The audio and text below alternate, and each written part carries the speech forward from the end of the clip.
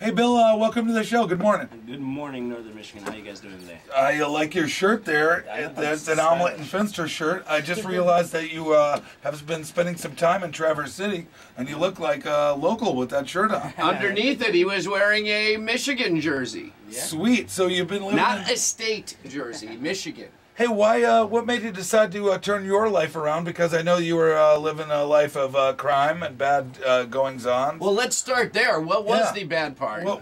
And then you turned it around. Tell us about that, Bill. Basically, I got convicted of two 15-year felonies. I was breaking into cars, stealing radios, all kinds of stupid stuff like that. I mean, drugs? Kid stuff. Oh, yeah.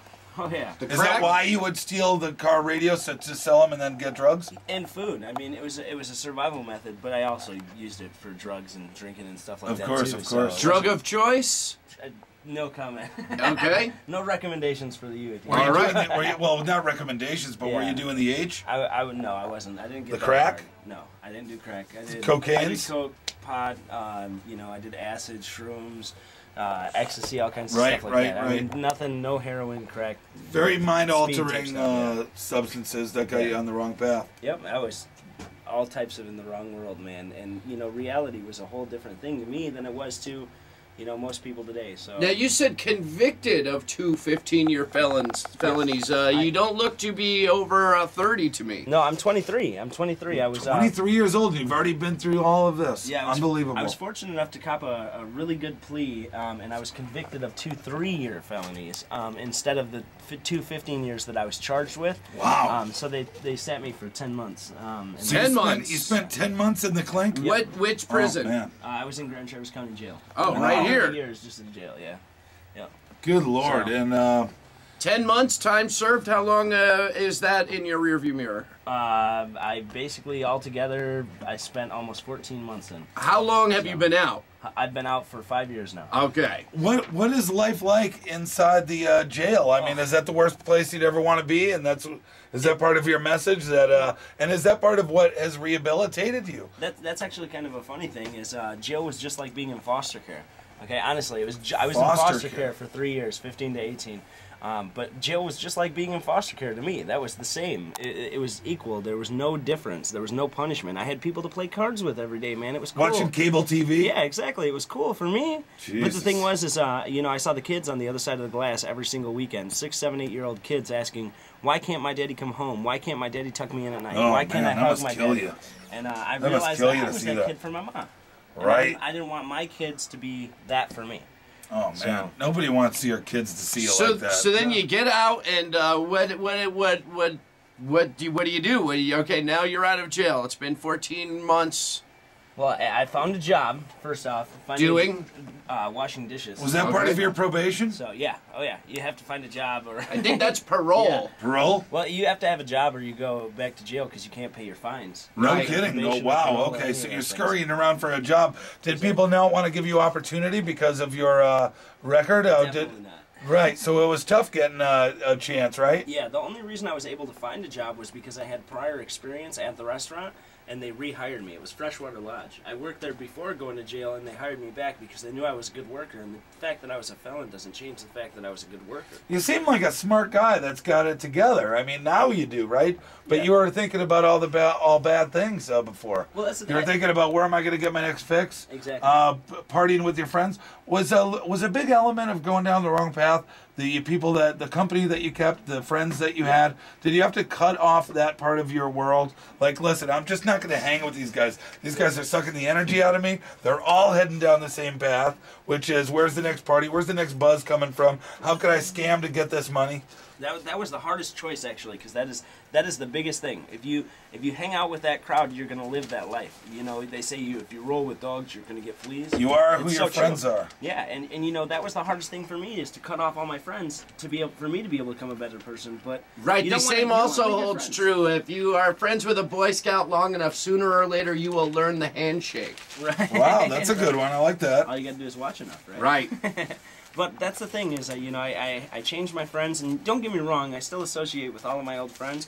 I still see them, like if I'm at the mall or whatever, I still say hey, I don't totally ignore them, I'm not a jerk. Yeah. you know, I choose not to hang out with them, especially in the darkness. Okay, You know, so now you're washing dishes, and then when did you decide to become an inspirational speaker? That was actually within the last 6 months. I've been traveling all over the country doing advocacy on a policy level to legislators and people that run organizations for the past 4 years. Can you dumb that down a little? I speak to politicians, and I speak to directors and CEOs of programs all over the country about how they can better the foster care system to help youth.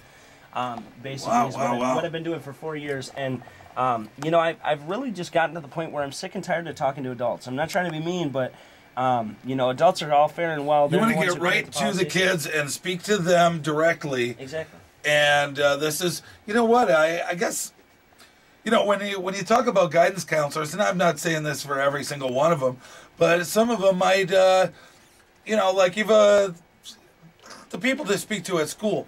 You got the teachers who have pretty much lived a life on the up and up for the most part, generally speaking.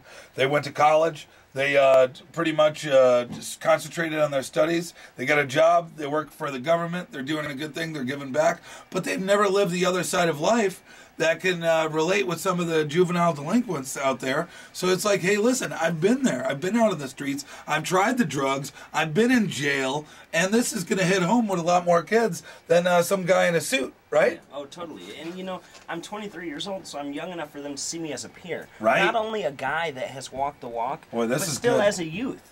So they can see me and say, look, this guy's only, you know, 4 or 5 years older than me. I can really change my life and become like that. I had a guy in Detroit. I did a presentation at 10 p.m. 10 p.m. and it went till 1 a.m. in the morning. Awesome. It was insane. It was the longest presentation I've ever done. Awesome. This guy didn't seem to be paying attention. He was not listening to anything I Sure. said. And afterwards, he came up to me basically bawling, saying, dude, you told my story. Wow. You told my story. I'm not strong enough to do it. You know, I just had my come to Jesus moment, and I feel you've been sent here by God, which is just crazy, you know, for me to be that person for somebody that, you know, is a light. A godsend. I know. I mean, you know, that's amazing. For youth to say that about me, just Wow, Bill yeah. Schramm from Traverse City. I mean, Hey, it's got to encourage you to go further and go to the next place. Are people giving you the opportunity to get in front of kids? For the most part. I have. What would be a hesitation on their part? Well, one thing is we do the presentations totally free. I don't want to hurt the budgets of organizations that are doing good work. Right. I don't want to make somebody pay for it. I don't want to be a $5,000 motivational speaker like, you know, you see so often. I want to help youth. I have a passion for helping youth. I've done fundraising to support this. I've got a lot of my own dollars into it because it's what I want to do. You're obviously doing a good thing. What can we help you with as far as promotion, the website? How can we effectively promote so you can get in front of more kids now, today, this morning? One of the biggest things is you know, give out the website so organizations know where to find it. We've got a promo video on there. If they email me and ask for the link to the promo video, I can send them the promo so they can see it. BillSchramm.com. That's SCHRAMM. I'm going on there right now. And then, if you have a kid, like let's say we're speaking to some parents right now that it's like, man, my kid's getting detention. I don't even know if they have detention. I'm so I don't have kids. But we used to have detention, and you get in trouble at school, and once in a while the cops will bring you home, and it just seems like, hey, the kid needs a good butt whooping, but maybe you're a stepfather and you can't put your hands on the kid. They're saying don't touch the kids now. But I think that maybe at an early age you give a nice little whack on the behind and you get them on their way, and then they... What's your take on that? What do you think about corporal punishment? I think that there's a big difference between spanking and abuse. And my mom always whooped my rear when I did something wrong. Right. But she never, ever abused me. She never raised a hand to me in violence. Every time she touched me, she bawled her eyes out. Yeah, I don't consider that to be abuse anyway. They need to bring that back. Let's say your kid's running. Spank your kids. Your kid's running towards the road. You tell him never go to the street, but he's chasing a ball in the street. And then you catch him over by the sidewalk running towards the street, grab their hand, you turn him around, give him a whack, and send him in the house. Don't go to the street. I mean, this is like, you know, that's going to wake him up. Obviously, the words were not working. No, not at all.